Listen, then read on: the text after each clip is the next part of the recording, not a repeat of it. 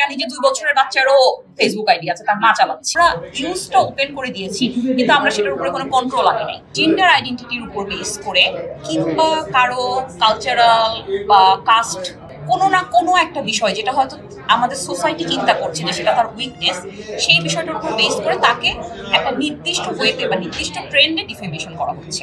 এটার ক্ষেত্রে হ্যাঁ, আমি একটু পজিটিভ আশাবাদী মানুষ। সেই জায়গা থেকে অনেকে হয়তো বলবে কেন এই বিষয়টা এভাবে হচ্ছে, আগে তো এটা এরকম ছিল না।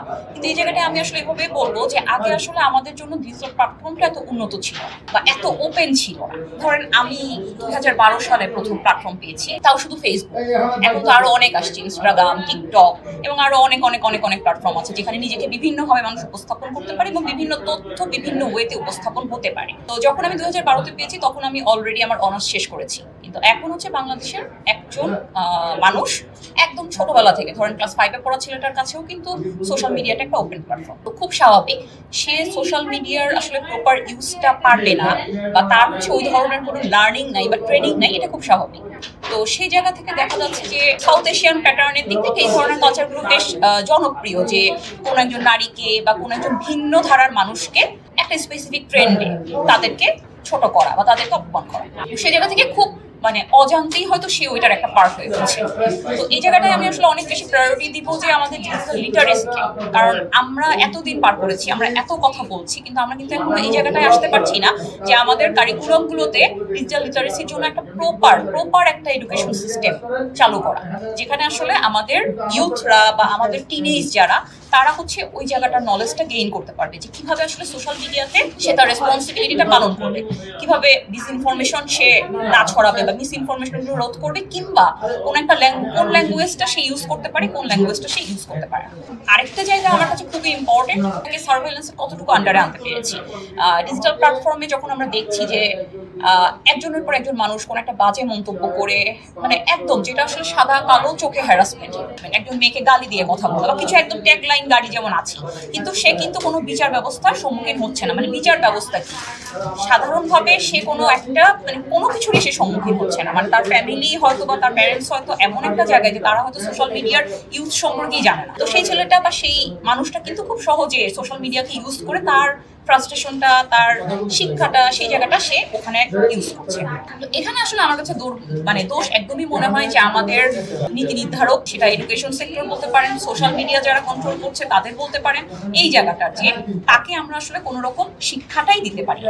যে ক্লিকবেইটের কারণে তারা দেখা যাচ্ছে যে যেহেতু মনিটাইজেশন হয়, যে কোনো একটা কমেন্টস যখন প্রচুর পরিমাণে ছড়ায় তখন সেটাকে তারা আরো ছড়ানোর ক্ষেত্রে করে। সেক্ষেত্রে দেখা যাচ্ছে যে রিপোর্টটা করেও কিন্তু আপনি এটাকে টেক ডাউন করতে পারছেন না।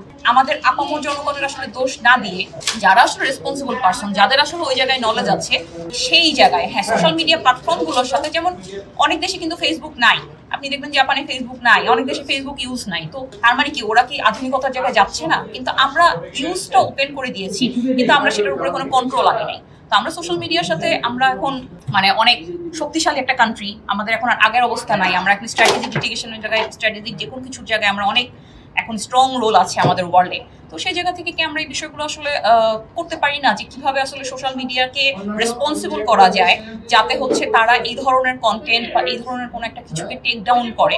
তো আমার কাছে মনে হয় এটা অনেক গুরুত্বপূর্ণ একটা জায়গা। বেশিরভাগ যারা এইসব নেগেটিভিটি ছড়ায় তাদের কিন্তু দেখা যায় যে ফেক অ্যাকাউন্টের মাধ্যমে, আপনি যখন হচ্ছে সাইবারের মাধ্যমে যাবেন, তাকে আইডেন্টিফাই করার চেষ্টা করবেন, তখন আপনি দেখবেন যে এটা একটা ফেক অ্যাকাউন্ট, সে বন্ধ করে দিলেও তার কিছু যায় আসে না।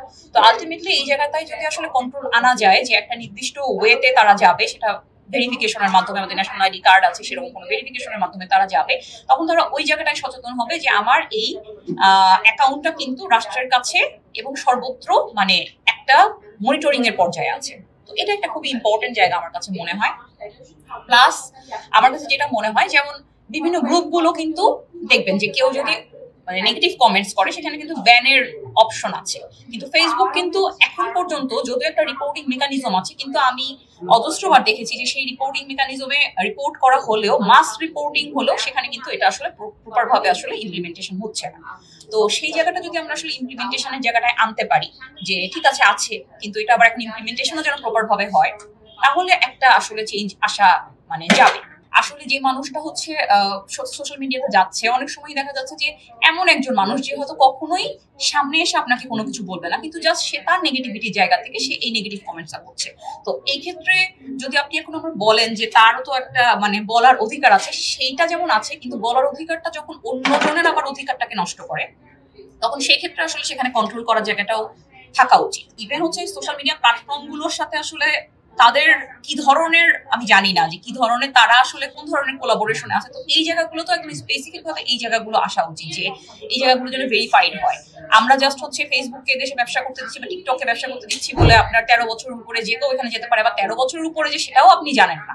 সেটা কিন্তু আমি আমি জানি যে 2 বছরের বাচ্চারও ফেসবুক আইডি আছে, তার মা চালাচ্ছে, 5 বছরের বাচ্চারও আছে। তো এই জিনিসগুলো আসলে আমার কাছে মনে হয় যে খুবই আমাদের এলোমেলো অবস্থায় আছে, কোনোই অর্গানাইজড অবস্থায় নাই। আমরা যখন অনেক কিছু আশা করছি, কিন্তু তার আগে তো আমাকে এটা প্রপার ওয়েতে আসলে সিস্টেমটা চালু করতে হবে। আমাদের সিস্টেমটাই যেখানে প্রপার নাই, সেখানে আমরা তো আসলে এক্সপেক্ট করতে পারি না যে এখানে হঠাৎ করে সবকিছু চেঞ্জ হয়ে যাবে, বা হঠাৎ করে সব ধরনের সেক্সুয়াল হ্যারাসমেন্ট বা টেকনোলজিক্যালি ফ্যাসিলিটেড যে ভায়োলেন্স গুলো আছে সেগুলো বন্ধ হয়ে যাবে। কারণ এখানে তো কোনো কন্ট্রোলই নাই, আপনি বন্ধ কিভাবে করবেন? আপনার এনজিও সেক্টর যারা কাজ করে, ন্যাশনাল ইন্টারন্যাশনাল এনজিও যারা আছে, সেই সাথে গভর্নমেন্ট যারা রেসপন্সিবল বডি আছে, সবাইকেই তো এই জায়গায় আসলে এক মতে আসতে হবে। কারণ আপনি তো হঠাৎ করে মানে এটা একজনের পক্ষে সম্ভব না যে ফেসবুককে বাধ্য করা বা টিকটককে বাধ্য করা, এবং সেই বাধ্য করার জন্য হয়তো ওইরকম একটা পাওয়ারের সিচুয়েশনও ক্রিয়েট করতে হবে যে this is how you should implement this in our country, otherwise মানে এটা আমরা স্টপ রাখবো। তো এই জায়গাগুলো আমার কাছে মনে হয় যে অনেক বেশি হচ্ছে সরকারি এবং যারা হচ্ছে একদম পলিসি মেকার লেভেলে কাজ করে, ন্যাশনাল ইন্টারন্যাশনাল এনজিও, তাদের অনেক গুরুত্বপূর্ণ একটা রোল আছে এই জায়গাগুলো।